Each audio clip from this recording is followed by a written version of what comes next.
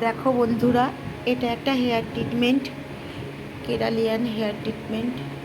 প্রথমে হেয়ারের মধ্যে অয়েল, তার সঙ্গে আরও কিছু সলিউশন দিয়ে স্ক্যাল্পে ওটা ঈষৎ উষ্ণ গরম করে স্ক্যাল্পে দেওয়া হচ্ছে।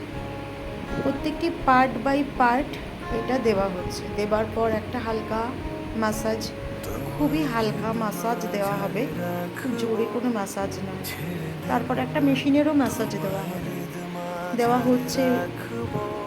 মোটামুটি প্রসিডিওরটা 10 মিনিট করলে এর কাজটা হয়ে যাবে। তারপর একটা স্টিমে চুলটার পুরো নারিশিংটা খুব ভালো হয়। তারপরে ভালো করে শ্যাম্পু, 2বার থেকে 3বার শ্যাম্পু করা হবে, যাতে চুলে একটু অয়েল না থাকে এবং স্ক্যাল্পটা খুব ভালো করে যাতে পরিষ্কার হয়। ইভেন একটা স্ক্যাল্প পরিষ্কার করার জন্য একটা মোটা দাঁড়ের চিরুনি দিয়ে পুরো স্ক্যাল্পটাকে পুরো ভালো করে পরিষ্কার করে, এভাবে ভালো করে পরিষ্কার করার পর ভালো করে ওয়াশ করতে হবে। ওয়াশ করার পরে